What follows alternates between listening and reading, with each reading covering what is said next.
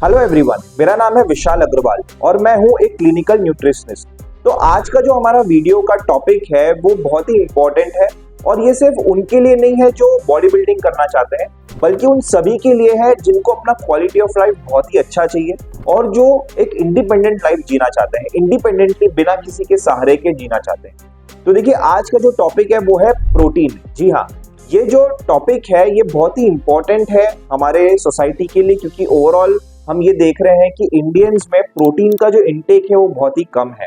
और अगर आपको ऐसा लगता है कि ये जो प्रोटीन है ये सिर्फ उनके लिए रिक्वायर्ड है जो लोग जिम जा रहे हैं, तो आप गलत हैं। देखिए, प्रोटीन सभी की रिक्वायरमेंट है, चाहे आप बहुत ही जवान यंग हैंडसम आदमी है, चाहे 20, 25 या 30 साल के, या फिर आप अभी 50, 60 साल या 80 साल के हैं, रिटायर्ड लाइफ जी रहे हैं, तो भी आपको प्रोटीन की रिक्वायरमेंट है। चाहे आप एथलीट हैं या फिर आपकी लाइफ जो है सेडेंटरी है, आपको फिर भी प्रोटीन की रिक्वायरमेंट है। तो इस वीडियो में आप आखिर तक बने रहें, क्योंकि ये जो वीडियो आप देखेंगे इसके बाद आपको कोई भी दूसरा प्रोटीन रिलेटेड कंटेंट देखने की जरूरत पड़ेगी नहीं, क्योंकि ये जो वीडियो है इसमें हम प्रोटीन के हर उस एस्पेक्ट के बारे में बात करेंगे जिस चीज का आपको कुछ ना कुछ डाउट होगा। और साथ में हम इस वीडियो में कुछ आपके पेन पॉइंट्स, आपके जो इंपॉर्टेंट क्वेश्चंस है प्रोटीन को लेकर, उस बारे में भी डिस्कशन करेंगे। जैसे फॉर एग्जांपल, क्या इंडियन सही में प्रोटीन डेफिशिएंट है, या फिर आपको पूरे दिन भर में कितना प्रोटीन लेने की जरूरत है, या फिर क्या प्रोटीन पाउडर आपके लिए सेफ है, आपको कितना प्रोटीन लेने से किडनी में डैमेज होगा। ऐसे कुछ इंपॉर्टेंट क्वेश्चंस हैं आपके, जो इसके बारे में हम इस वीडियो में चर्चा भी करेंगे। देखिए, प्रोटीन जो है वो सिर्फ मसल बनाने के लिए नहीं है, मसल के लिए तो है ही, क्योंकि जो मसल्स है उसमें लगभग 80% जो है वो प्रोटीन है, अगर आप पानी को हटा दें तो जो मसल है वो लगभग 80% प्रोटीन से बनता है। इसके अलावा कोलेजन, मतलब आपके जो स्किन है, आपका नेल है, आपके जो हेयर्स है, अगर आपको एक अच्छा स्किन टोन चाहिए, अगर आपको हेल्दी हेयर्स चाहिए, तो आपको बेसिकली प्रोटीन की भी रिक्वायरमेंट है, क्योंकि जो हमारा कोलेजन है जिससे ये सारे जो हमारा हेयर है, स्किन है वो बनता है, वो भी प्रोटीन से ही आता है। इसके अलावा जो है हार्मोन्स, जो इंसुलिन है वो भी प्रोटीन से बनता है, और इंसुलिन का काम क्या है, हमारे ब्लड शुगर को मेंटेन करना। इसके अलावा जो है हमारा जो एंजाइम्स होते हैं, डाइजेस्टिव एंजाइम्स, वो भी प्रोटीन से बनता है। साथ में सेल रिपेयर का जो काम होता है, जो सेल का अगर ब्रेकडाउन हो गया है तो जो सेल का रिपेयर है वो भी प्रोटीन से ही बनता है। इसके अलावा जो प्रोटीन है उससे एंटीबॉडीज भी बनते हैं, और इससे क्या होगा कि जो आपका इम्यून सिस्टम है वो स्ट्रांग होगा, क्योंकि ये जो एंटीबॉडीज है आपके शरीर में वायरस और बैक्टीरिया से लड़ेगी। अब हम ये समझते हैं कि जो प्रोटीन है वो काम किस तरह से करता है। देखिए, आपने ये लेगो ब्लॉक्स देखे होंगे, बचपन में हम सब जो है कुछ ना कुछ उससे बनाते रहते थे। तो ये जो लेगो ब्लॉक्स हैं, आप इस तरह से समझ लीजिए कि जो प्रोटीन है ये उन लेगो ब्लॉक्स की तरह ही है, और हमारा जो शरीर है इन लेगो ब्लॉक्स को, मतलब ये जो प्रोटीन है या फिर जिनको बोलते हैं अमीनो एसिड्स, तो इनको असेंबल और रीअसेंबल करता रहता है हमारे बॉडी के हिसाब से और रिक्वायरमेंट्स के हिसाब। तो ये जो प्रोटीन है जिसको मैं लेगो ब्लॉक से कंपेयर कर रहा हूँ, तो बेसिकली ये अलग अलग फॉर्म्स और शेप्स में आते हैं। जैसे कि कोई लेगो ब्लॉक आप देखते हैं, अलग अलग फॉर्म्स, अलग अलग शेप में आते हैं, उसका अपना अलग अलग फंक्शन होता है, कोई ना कोई आप ब्लॉक को एक जगह पे ही लगा सकते हैं। तो उसी तरह से प्रोटीन भी है। तो ऐसे 20 लेगो ब्लॉक्स हैं जिससे प्रोटीन बनता है, जिसे हम अमीनो एसिड्स भी कहते हैं। अब देखिए, ये जो 20 अमीनो एसिड्स हैं, वैसे आपको इनको याद करने की जरूरत नहीं है, पर फिर भी मैं आपको एक नॉलेज के लिए आपके बता रहा हूँ। तो ये जो 20 अमीनो एसिड्स हैं, इनके नाम है, सबसे पहला है alanine, arginine, asparagine, aspartic acid, cysteine, glutamic acid, glutamine, glycerine, histidine, isoleucine, leucine, lysine, methionine, phenylalanine, proline, serine, threonine, tryptophan, tyrosine और वैलिन।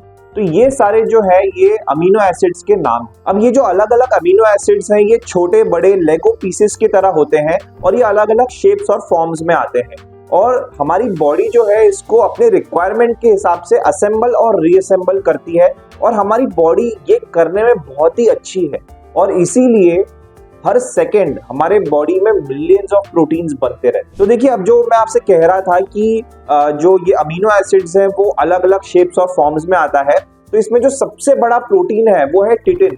इसमें लगभग 34,000 अमीनो एसिड्स हैं। आप यहाँ पर देख सकते हैं ग्राफिक्स में इसका जो मॉलिक्यूलर फॉर्मूला है और ये जो ओवरऑल किस तरह से दिखता है टिटिन, तो ये आप देख सकते हैं। इसके अलावा सबसे छोटा जो प्रोटीन है वो है इंसुलिन।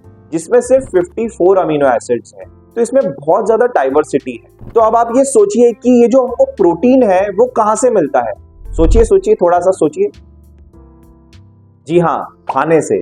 ऑब्वियस सी बात है, बहुत ही सिंपल बात है कि इतना सारा जो फंक्शन है ये हमको कहां से आ रहा है। अल्टीमेटली जो प्रोटीन है ये हमको खाने से आ रहा है।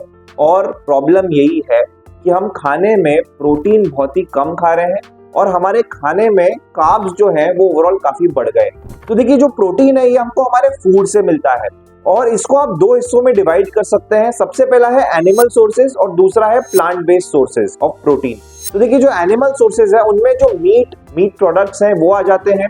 उसके बाद एग्स है, फिश है, फिर डेयरी प्रोडक्ट्स है, ये सब जो है एनिमल सोर्सेज में आते हैं। ऑब्वियसली डेयरी सोर्सेज में जो पनीर है उसमें सबसे अच्छा आपको प्रोटीन मिलेगा। फिर आपको योगर्ट है वो उनमें आपको मिलेगा।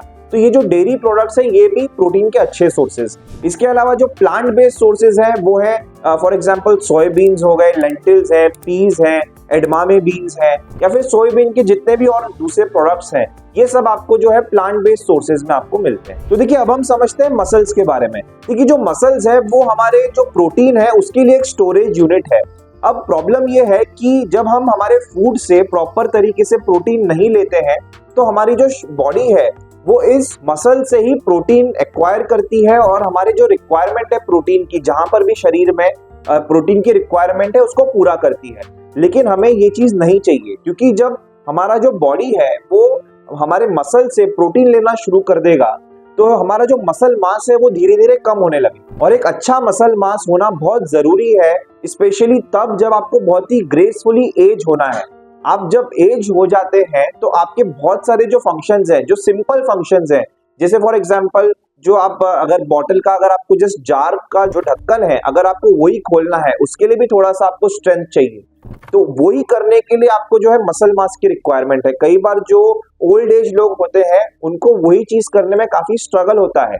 कई बार सीढ़ियों को चढ़ने में स्ट्रगल होता है, बच्चों के साथ उनको बच्चों को गोद में उठा के खेलने में स्ट्रगल होता है। तो ये बहुत ही बेसिक फंक्शन जो है ये काफी कुछ डिपेंड करती है कि आपका मसल मास कैसा है। साथ में मसल मास जो है आपके एक स्टेबल ब्लड शुगर के लिए भी बहुत जरूरी है, क्योंकि मसल्स जो है वो कहीं ना कहीं ग्लूकोज को भी स्टोर करते हैं। अब देखिए, हमें जो है हमारे मसल मास को over a period of time grow करते रहना होगा, क्योंकि 30 के एज के बाद हमारा जो मसल मास है वो लगभग 10% गिरने लगता है एवरी डेकेड। मतलब आप 30 to 40 के बीच आ जाएंगे और आपने जो मसल मास लॉस हो रहा है उसको काउंटर करने के लिए कुछ भी नहीं किया तो आपका जो मसल मास है वो 10% गिरने लगेगा। और ये हर डेकेड होगा। मतलब आप 30 to 40 में 10% मसल मास लॉस, उसके बाद 40 to 50 में फर्दर और 10% लॉस। तो ये धीरे धीरे आपका जो लॉस है ये बढ़ता रहेगा और जैसे जैसे आप 60, 70 और 80 के एज तक आ जाएंगे, आपको जो बेसिक जो फंक्शंस जो मैंने आपको अभी बताए वो भी करने में बहुत मुश्किल आई। तो आपका आने वाले समय में क्वालिटी ऑफ लाइफ कैसा होगा ये इस पर डिपेंड करता है कि आज के दिन आप अपने हेल्थ का कितना ज्यादा ध्यान रखते हैं। अब देखिए, आपने कई बार ये सुना होगा कि जो एज्ड होते हैं, जो काफी उम्र के होते हैं, लगभग 60, 70, 80, और इस उम्र में अगर फ्रैक्चर हो जाए किसी भी कारण से, चाहे वो गिरने के कारण से हो या फिर ऑस्टियोपोरोसिस की वजह से हो, तो देखिए ये जो हीलिंग है, इसका फ्रैक्चर हीलिंग जो है ये काफी ज्यादा डिफिकल्ट हो जाता है और ये काफी कुछ लेना देना है इसके मसल मास से।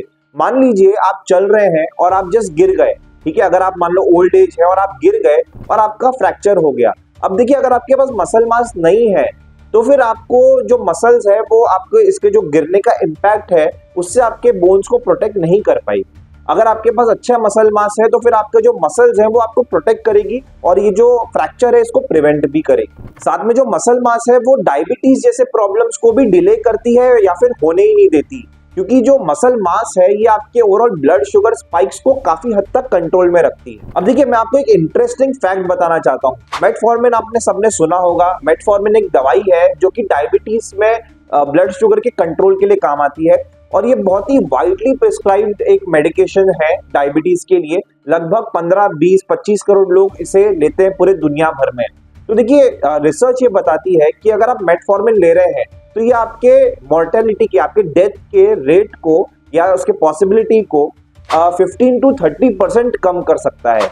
लेकिन सोचिए, एक अच्छा मसल मास, अगर आप एक्सरसाइज कर रहे हैं, अगर आप अपने डाइट में प्रोटीन अच्छे से ले रहे हैं, और आपका जो मसल मास है वो अच्छा है, तो आपके जो डेथ का या फिर जो मोर्टेलिटी का जो चांस है वो 40 to 50% घट जाता है। तो इसीलिए एक अच्छा मसल मास होना मेटफॉर्मिन से भी ज्यादा जरूरी। तो अब हम ये समझते हैं कि आप अपने मसल मास को किस तरह से बिल्ड कर सकते हैं, और इसको हमको काउंटर भी करना होगा, क्योंकि जैसे मैंने आपसे कहा कि 30 के बाद हर डेकेड लगभग 10% आपका मसल मास लॉस होता रहता है। तो इसको आप किस तरह से काउंटर कर सकते हैं? तो देखिए, सबसे पहला तो आपको अपने डाइट में प्रोटीन भर भर के लेना होगा।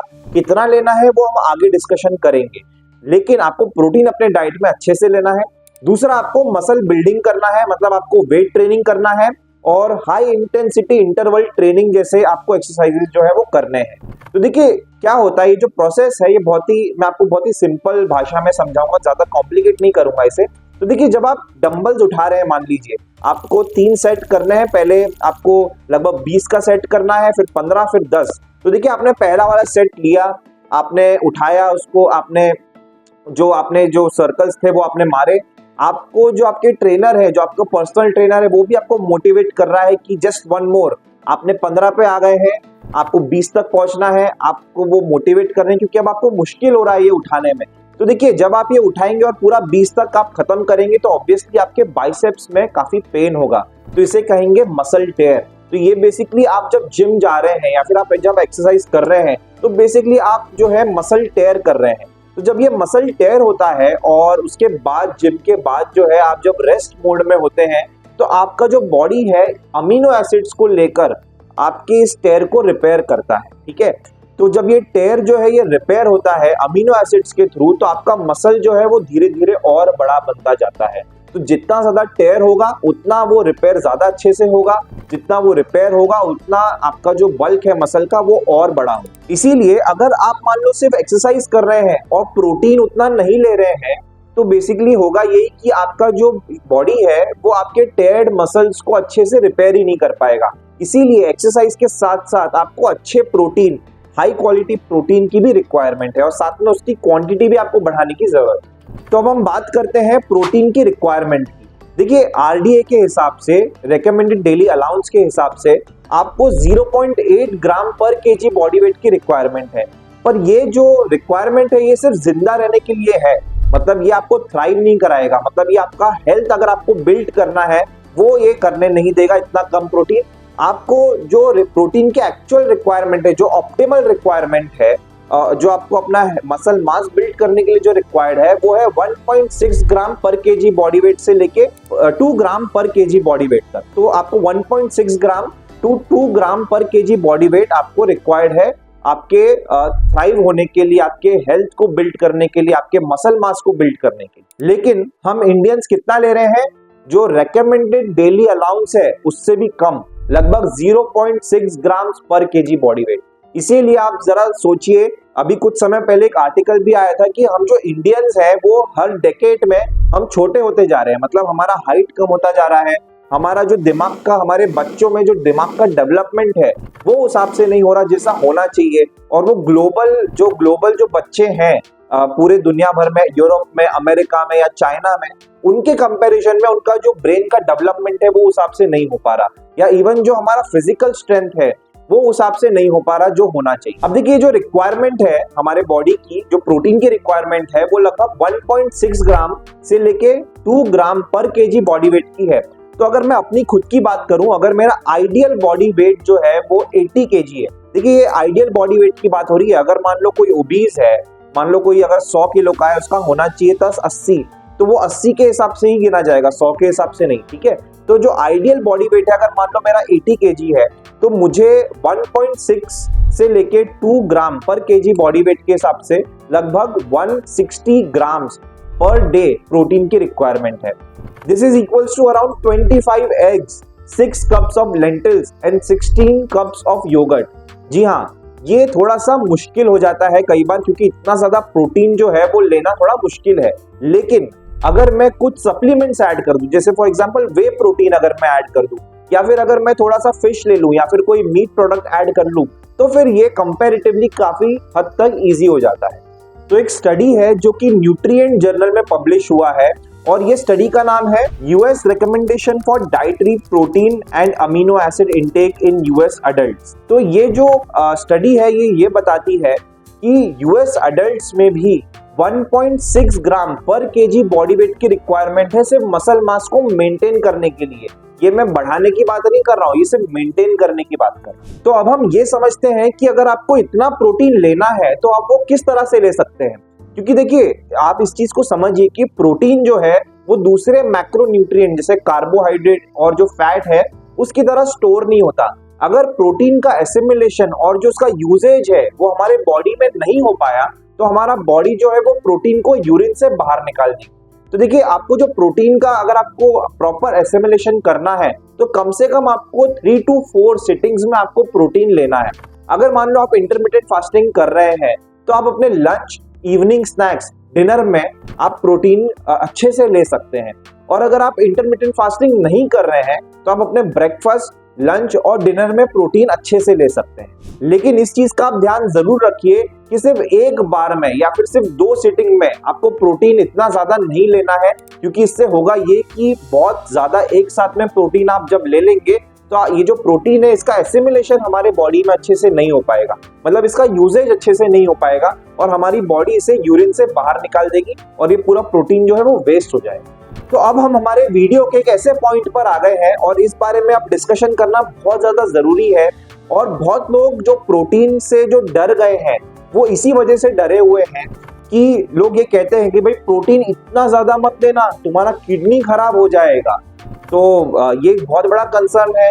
इसी वजह से, इस एक मिथ की वजह से, मतलब ये नहीं कह रहा हूँ कि प्रोटीन से किडनी पे कोई असर ही नहीं होता, पर जो इसकी क्वांटिटी है उसके बारे में जब आप डिस्कशन में अभी करूंगा तो आपको सुन के लगेगा, आपको हैरानी होगी कि लोग इतना क्यों डर रहे हैं प्रोटीन से।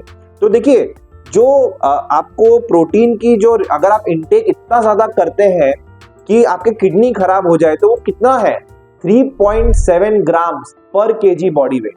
रिकमेंडेड कितना है एक्चुअल में आरडीए के हिसाब से कितना है, 0.8 ग्राम। हम लेते कितना है, 0.6 ग्राम पर केजी बॉडी वेट।